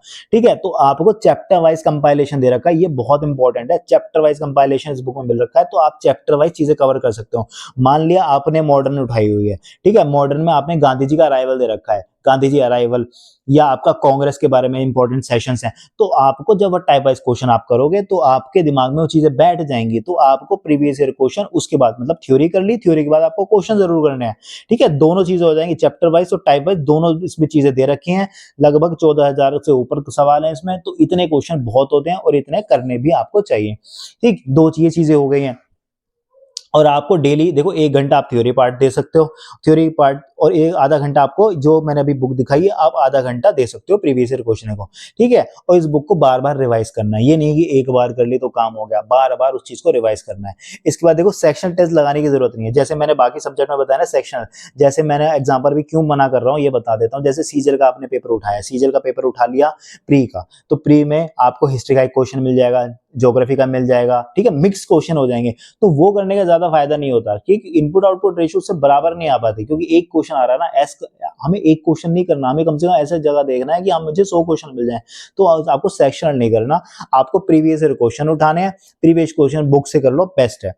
बुक से उठाना बेस्ट है, क्योंकि आपको एक जगह पे सारे क्वेश्चन का कंपाइलेशन मिल जाएगा। तो जीके में ये प्लीज ये स्ट्रेटेजी मत अपनाना, ये बहुत गलत स्ट्रेटेजी है जो सेक्शनल अप्रोच करते हैं। आपको मॉक टेस्ट होना है तो वहां पे भले एक क्वेश्चन आता रहेगा, वहां आपसे नोट डाउन कर लेना, लेकिन जो आपको प्रीवियस ईयर क्वेश्चन सॉल्व करने हो, मैं जीके की बात कर रहा हूँ सिर्फ, तो जीके में सिर्फ आपको प्रीवियस ईयर जो क्वेश्चन है वो बुक से लगाना, तभी ज्यादा फायदा मिलेगा, ठीक है। बाकी जो बैकग्राउंड जिनका साइंस स्ट्रीम का नहीं है, तो उनको अच्छे से फिजिक्स केमिस्ट्री बायो भी कर लेनी है, ठीक है। एक एक क्वेश्चन दो क्वेश्चन आता है, और इंपॉर्टेंट चीजें वो एक दो 3 घंटे की वीडियो है, आपको यूट्यूब पे आराम से मिल जाएंगी, वो आराम से आप कर सकते हो, ठीक। इसके बाद देखो स्टैटिक पार्ट है, स्टैटिक पार्ट जो इंपॉर्टेंट टॉपिक्स हैं, फेस्टिवल डांस है, देखो साइड में लिस्ट दिख रही होगी आपको, ये इंपॉर्टेंट टॉपिक्स की लिस्ट है। तो ये इंपॉर्टेंट टॉपिक्स ये आपको अभी से करने हैं, फेस्टिवल हो गया, डांस हो गया, ये आपको चीजें अभी से कर लेनी है, ताकि एंड तक, एग्जाम के एंड तक जाते जाते आपके ये बहुत अच्छे से तैयार हो जाएं, क्योंकि हम एग्जाम के एंड टाइम में सोचते हैं करने की। तो स्टैटिक पार्ट बहुत इंपॉर्टेंट है, स्टैटिक पार्ट को भी नेग्लेक्ट नहीं करना, ये सारी चीजें अभी से करके चल लो। इसके बाद बात करता हूं मैं करंट अफेयर की। देखो डेली करंट अफेयर मत पढ़ना, बहुत लोग कहते हैं डेली करंट अफेयर मत पढ़ लो ताकि आपकी अप्रोच अच्छी रहे, आपको याद रहे। अरे भाई बहुत पढ़ने को बहुत है, मैथ है, इंग्लिश है, रीजनिंग है, कहाँ डेली, और जीके भी तो डेली पढ़नी है, तो करंट अफेयर कहाँ से डेली पढ़ पाएंगे। तो डेली करंट अफेयर पढ़ने की जरूरत नहीं है, आपको पढ़ना है monthly current affair. Monthly current affair कहीं से मिल जाएगा, एसएससी अड्डा 247 कोई भी उठा लो यार, ग्रेड कोई भी आपको ऑनलाइन कोई भी कंटेंट मिल जाएगा। ये जो सारे सारे टीचर्स हैं, रेस्पेक्टेड टीचर्स, ये भी अपने चैनल पे कहीं ना कहीं करंट अफेयर के बारे में डालते हैं मंथली, तो वो आप वहां से उठा के पढ़ सकते हो, ठीक है। इसे 6 महीने की पढ़ लो, कोई नोट्स बनाने की जरूरत नहीं है, ना न्यूज़पेपर पढ़ने की जरूरत है। मैराथन क्लासेस आती हैं एग्जाम से पहले, आप वो देख सकते हो। करंट अफेयर डेली मत करना, कोई यूज, उसका कोई यूज नहीं है, ठीक है। तो जीके की बात हमने यहाँ पे आज अब कर ली है, तो आई होप ये चीजें आपको समझ आई होंगी। इसके बाद देखो 6 महीने की स्ट्रेटेजी है, आपको 6 महीने में सिलेक्शन लेना है, सब कुछ लेना है, 6 महीने आपके पास जी जान लगा दो। इस बार सीजीएल पार है, ठीक है। आपको भीड़ का हिस्सा नहीं बनना, जो दुनिया ये कर रही है आपको वो सब चीजें नहीं करनी। कभी यार ये बुक मेरा दोस्त है, ये बुक वो कर रहा है, या वो उस टीचर को फॉलो कर रहा है, मत करो। भीड़ का हिस्सा नहीं बनना, भीड़ से अलग हटना है। आपको 3 चीजें करनी है, आपको सिलेबस पता होना चाहिए, आपका सिलेबस क्या है, आपको मॉक्स देने हैं, मॉक में, और सबसे बड़ी बात प्रीवियस ईयर आपको क्वेश्चन लगाने हैं। ये तो सबसे ज्यादा है, मैं इसको हैशटैग इंपॉर्टेंट के लिए लिख रहा हूँ यहाँ पे, previous year question is the key. आपको प्रीवियस ईयर क्वेश्चन निचोड़ के पी लेना है, घोट के, मतलब घुट्टी है वो प्रीवियस ईयर क्वेश्चन है इस एग्जाम की। तो आपको ये चीजें करनी है, अप्रोच आपकी क्लियर होनी चाहिए, आप कर क्या रहे हो, ठीक है। अगर मैं पढ़ रहा हूँ डेली क्वेश्चन पढ़ रहा हूँ 25 से 30 वर्ड, तो मुझे डेली वो फॉलो करना है। ये 6 मत लिखा है ना यहाँ पे, तो 6 महीने भाई डेली होना चाहिए, आपका कोई दिन ऐसे वेस्ट नहीं जाना चाहिए भाई। पढ़ रहे हो आप, मजाक नहीं है, इंस्पेक्टर लेवल की पोस्ट आपको मिलेगी ना, तो मजाक नहीं है। तो आपको डेली आपके ये टारगेट पूरे होने चाहिए, और ये नहीं है कि आप एक दिन छोड़ दिया, 2 दिन छोड़ दिया, स्किप नहीं करना। रोज स्ट्रेटेजी है, रोज का मैंने बताया कितना कितना घंटे पढ़ना है, इतना आप अपने अकॉर्डिंग चेंज कर सकते हो। दिन के टारगेट लेके चलो, आप 9-10 घंटे डेली दोगे। इसके बाद देखो ये मार्केट है, आपको पता है, आपको प्रोडक्ट नहीं बनना। ये प्रोडक्ट मार्केट है, यहाँ पे प्रोडक्ट बेच रही है, आपको खुद की प्रोडक्ट नहीं बनना। एक टीचर, एक बुक, एक मेंटर, ठीक है। मैं आपको यहाँ पे मेंटरशिप के लिए हूँ, मेरा कोई यहाँ पे प्रॉफिट का वही रोल नहीं है कि यहाँ पे मैं किसी प्रॉफिट के लिए हूँ, ऐसा मेंटर हूँ। तो आप ये चैनल को फॉलो कर सकते हो, ताकि आपको ऐसा गुड मेंटर, ऐसा स्ट्रेटेजी, आपको हर चीज डाउट मैं आपकी सॉल्व कर सकता हूँ, ठीक है। टेलीग्राम का लिंक भी, आप वहां पे जुड़ सकते हो, इंस्टाग्राम भी का लिंक डाला हुआ है, आप वहां से मुझसे जुड़ सकते हो। आपके अंदर कॉन्फिडेंस आना चाहिए कि भाई एक रिस्पेक्टेड पोस्ट लेने जा रहा हूँ, मैं इतना पढ़ लिया है। तो आपको इतनी कॉन्फिडेंस अपने अंदर लेके जाना होगा कि मैं पढ़ रहा हूँ, अच्छे से तैयारी करूंगा और मैं जॉब लेके ही निकलूंगा। इसके वाली बात देख, बहुत लोग क्या दिक्कत कर यहाँ पे गलती करते हैं देखो बैंक के फॉर्म भर देंगे, पीसीएस के फॉर्म भर देंगे, इसके बाद जो स्टेट के एग्जाम निकलते हैं उनको फॉर्म भर देंगे। देखो मत करना, ये गलती मत करना, ये बहुत बड़ी गलती, क्योंकि उनका सिलेबस अलग होता है। अगर आप एसएससी की तैयारी कर रहे हो तो एसएससी आपको बहुत ऑप्शन दे रहा है ना, आप सीएचएसएल का फॉर्म भर दो, सीपीओ का भरो, एमटीएस का भरो, ठीक है, स्टेनो का पेपर आता है उसका भर दो। इसके लिए अलग से वीडियो बना दूंगा, क्योंकि इसमें स्किल भी चाहिए होती है, ठीक है। आपके पास ये ऑप्शन है तो एसएससी आपको इतने ऑप्शन दे तो रहा है, तो आपको कोई और भरने की जरूरत नहीं है। आप फंस जाओगे अगर आप बैंक भी दोगे और एसएससी भी दोगे। मैंने स्टूडेंट्स देखे हैं, मैंने बच्चे देखे हैं जो 3-3-4 साल बर्बाद कर देते हैं, क्योंकि वो अलग अलग एग्जाम को भरते हैं। वो सोचते हैं अगर फॉर्म भर दिया है, थोड़ी बहुत तैयारी देके मेरा हो जाएगा। देखो प्रैक्टिकल अप्रोच है, नहीं होता है, आपको प्रैक्टिकल रहना है, ठीक है। तो आपको कोई और एग्जाम मत भरो फॉर्म, ठीक है। 1 साल शिद्दत के साथ दो, आपको सिलेक्शन लेना है, 1 साल के अंदर आपका सिलेक्शन हो जाएगा। प्रीवियस ईयर क्वेश्चन की इंपॉर्टेंस समझो, आपके पास लिमिटेड टाइम है, उस लिमिटेड टाइम में आपको प्रीवियस ईयर क्वेश्चन सॉल्व करने हैं। एक स्ट्रेटेजी बनाओ, उसको फॉलो करो, बार बार स्ट्रेटेजी नहीं फॉलो करनी है। एक स्ट्रेटेजी मैंने बताई है, इसको आंख बंद करके फॉलो कर लेना, ठीक है। 100% लिख के दे रहा हूं, आपका सिलेक्शन हो जाएगा, ठीक है दोस्तों। इसके बाद देखो वीडियो जो मैं आगे लाने वाला हूं, इंग्लिश की स्ट्रेटेजी, मैथ की स्ट्रेटेजी, रीजनिंग, जीएस, मैं टॉपिक वाइज आपको और बता दूंगा कि आपको हर टॉपिक पे कैसे काम करना होगा, कि आपको 90/90, देखो ये तो मैंने बता दिया आपको पढ़ना कैसे था। अब मार्क्स लाने की भी अलग स्ट्रेटेजी होती है। मार्क्स होता है लाने की जहां हमें पता लगेगा हम कैसे मॉक में, कैसे जाके रियल टाइम एग्जाम में हम कैसे पेपर अटेम्प्ट कर रहे हैं, ठीक है। रियल टाइम कैसे अटेम्प्ट करना है वो इन द जो मीनवाइल आने वाला टाइम है, मैं वहां पे वीडियो आपको बना दूंगा। लेकिन आपको मैंने टारगेट दे दिया है, मैं आपसे जुड़ा हूं अब से लेके सिलेक्शन तक। जब तक आपका सिलेक्शन नहीं होगा मैं आपके साथ जुड़ा रहूंगा, बिल्कुल मैं हाथ छोड़ के नहीं जाऊंगा आपका। बस आपको जरूरत है मुझे सपोर्ट करने की। वीडियो को लाइक कर देना, अपने दोस्तों के साथ, अपनी फैमिली के साथ, ठीक है, अपने नियर एंड डियर वन के साथ शेयर जरूर करना, और दोस्तों चैनल को सब्सक्राइब कर देना, ताकि ये चैनल है आगे बढ़ता रहे, मैं भी आपको टाइमली वीडियोस लाता रहूं, मैं भी आपको एक अच्छा कंटेंट प्रोवाइड कराता रहूं, मुझे भी मोटिवेशन मिले, ताकि मुझे मोटिवेशन मिलेगी जब मैं काफी लोग, ताकि मेरी रीच बढ़ेगी, मैं काफी लोगों को ये चीजें बता पाऊंगा। तो दोस्तों आज हमने डिटेल में हर टॉपिक की बात करी, स्ट्रैटेजी की बात करी। 2025 की सीजीएल की स्ट्रैटेजी है। मैं चाह रहा हूं आप 2025 में सिलेक्शन लेके निकलो, अपना सपना, अपने माँ बाप का सपना आप पूरा करो। जब तक आपका सिलेक्शन नहीं होगा मैं आपको गाइड करता रहूंगा, बस आपको जरूरत है शिद्दत के साथ पढ़ाई करने की, ठीक है। वीडियो को देखने के लिए थैंक यू दोस्तों। आगे आपकी वीडियो टाइमली आती रहेंगी, मैं आपको गाइड करता रहूंगा। कुछ आपकी डाउट हो तो कमेंट में बता देना, ठीक है। तो मिलते हैं जल्दी अगली वीडियो में, तब तक के लिए जय हिंद दोस्तों।